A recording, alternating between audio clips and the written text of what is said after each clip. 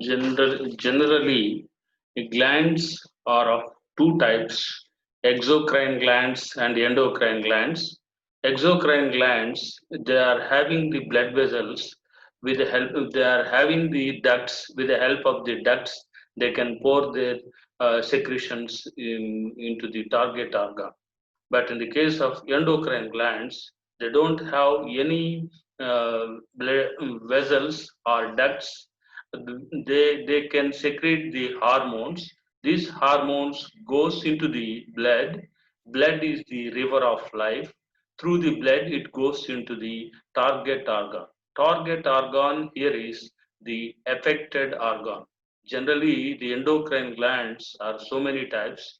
The first and foremost gland is the pituitary gland, thyroid gland, adrenal gland, as well as the parathyroid gland, as well as the glands of the ovary and the testes. These are the important thymus gland. These are the important glands. Now you can see the pituitary. Pituitary gland is rightly called as the master gland of the endocrine system, or the bandman of the endocrine orchestra, or the chief chef of the endocrine system.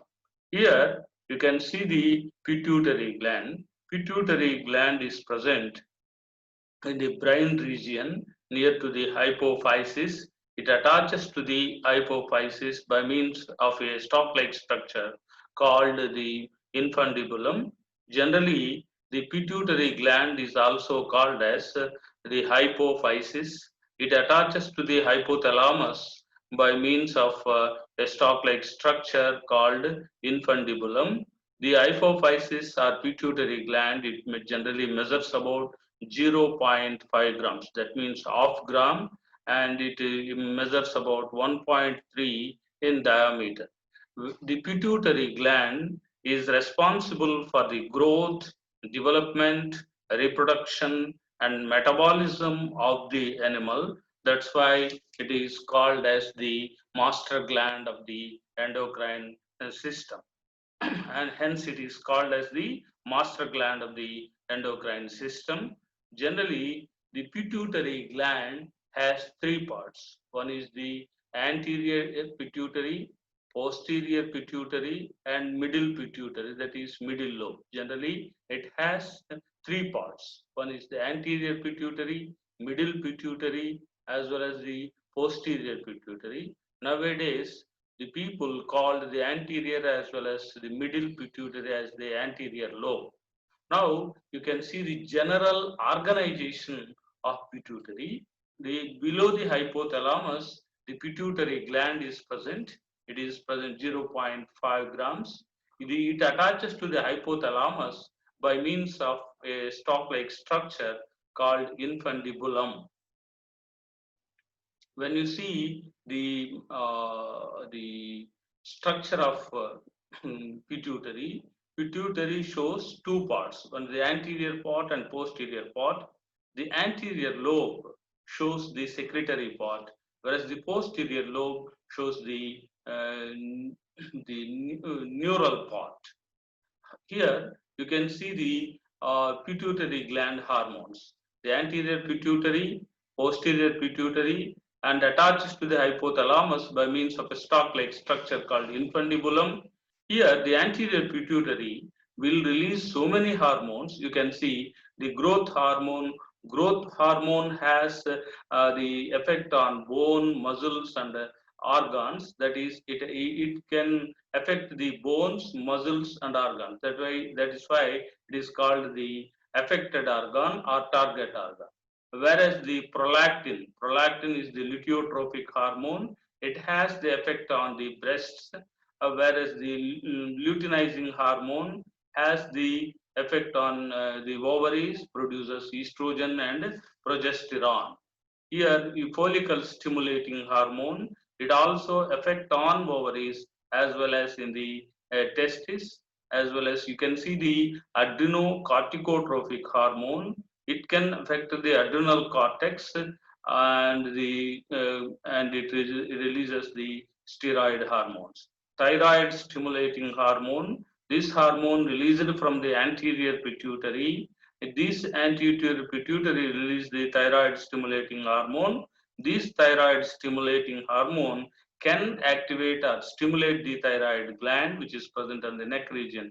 It can affect the thyroid gland, and it produces the thyroid hormones. The and posterior pituitary will release two types of principal hormones. One is the vasopressin and oxytocin. Vasopressin is also called as antidiuretic hormone. Oxytocin, this vasopressin is a direct effect on kidneys. The target organ will be the kidney. Next, the oxytocin. Oxytocin is also called as birth-giving hormone because during the labor, during the delivery, it can produces the labor pains and responsible for the delivery of the baby and contraction of the uterus. That's why it is called as the birth giving hormone. It also effect on the breast. After delivery, it can initiate the ejection of milk from the breast. That's why it is called as a milk ejecting hormone as well as birth giving hormone. Now you can see the general organization of different hormones. Here I will give the mnemonics. GHMC fry leg and thigh parts of Velvet Owl. You can see GHMC means the Greater Hyderabad Municipal Corporation fry leg and thigh parts of Velvet Owl. That is the one saying. With the help of this saying, you can draw different hormones. GH means growth hormone or somatotrophin. M means melanocyte stimulating hormone. C means corticotropic hormone or adrenocorticotropic hormone. FSH means here the Fry means FSH. FSH means follicle stimulating hormone. The L means luteinizing hormone. Leg means here the luteinizing hormone. Thigh means here the thyroid stimulating hormone, whereas the P means the parts means prolactin, and the posterior lobe of the pituitary will release two hormones. You can see that is vasopressin and oxytocin.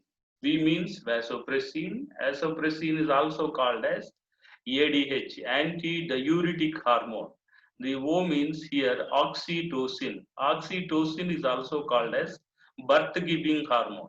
Now you can see the different types of hormones produced by the anterior pituitary as well as the posterior pituitary. You can see one by one. First of all, you can see the anterior pituitary. Anterior pituitary will release so many hormones. You can see the first and foremost hormone is the growth hormone. Growth hormone is also called as somatotrophin. It can regulate the growth in human beings. It can initiate the protein synthesis. It can stimulate the elongation of bones and growth of muscles and organs. Hyper secretion, that means excessive secretion or over secretion, leads to gigantism, and and another disorder called acromegaly. Hyposecretion or under secretion will leads to dwarfism. In the case of the gigantism, the people appears to be 7 to 8 feet in height, abnormal growth in long bones. That's why they appears to be very tall. Acromegaly is nothing but a chimpanzee-like structure, what you called as acromegaly. Dwarfism is caused due to the deficiency of this hormone during embryonic development or in a child stage. It leads to dwarfism. The people appears to be 3 to 4 feet in length or in height. Generally, this is the growth hormone.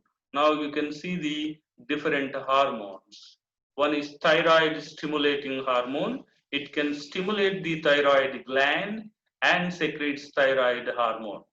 This thyroid hormone is meant for BMR. BMR means basal metabolic rate. That means it can initiate the metabolism in animals. Adrenocorticotropic hormone, it can stimulate the cortex of adrenal gland and produces steroid hormones. Next one is follicle stimulating hormone. It can stimulate the seminiferous tubules in the testes in males and produces sperms. The sperm synthesis is called spermiogenesis. And in females, the follicle stimulating hormone will lead to the ovarian follicle development. Another hormone, luteinizing hormone, it induces leading cells of testis and corpus luteum in females.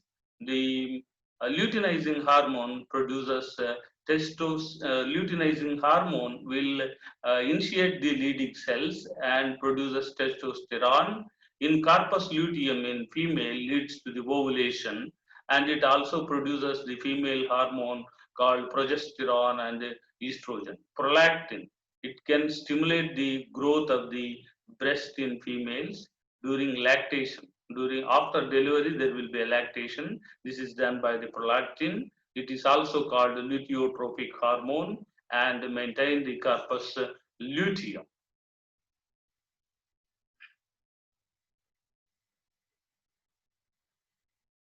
Melanocyte stimulating hormone. It can control the dispersal of melanophores in vertebrates. The activity of melanocytes depends on the sunlight. If the animal is exposed to more sunlight, the melanocytes will be expressed in more and more melanin. That means dark pigment will be produced. In the Scandinavian countries, the sunlight is very less. That's why they appears to be very fair in nature. No melanin is seen. The hyperactivity leads to hyperpigmentation. Hormones of posterior pituitary. Posterior pituitary will produce vasopressin. It can stimulate the uriniferous tubules in kidney and meant for absorption of water. Its deficiency leads to diabetes insipidus. It is free from sugar. The diabetes insipidus is characterized by excessive thirst, that is polydipsia, and excessive urine formation, that is polyuria. It also leads to dehydration. Generally, whenever the people affected with diabetes insipidus, they are always present in bathroom and they can release nearly 40 liters of urine per day. This is one of the disorder. This can be corrected by giving the vasopressin or ADH hormones to them. Now you can see the oxytocin. It initiates the ejection of milk from mammary glands, that is in breast, and it also causes contraction of uterus during parturition, that is labor during birth giving process. It can causes libido in humans. Libido is nothing but a sexual urge in humans. It can maintain maternal behavior in humans. This is the gist about um, the pituitary gland. Thank you, one and all. And one more thing here is the deficiency of the or atrophy or degeneration of anterior part of the pituitary leads to the disorder called Simon's disease. The skin of the face becomes dry and wrinkled and shows the premature aging. This is the disorders of the pituitary gland. Thank you one and all for watching this video. We will go another topic also in near future. Thank you one and all.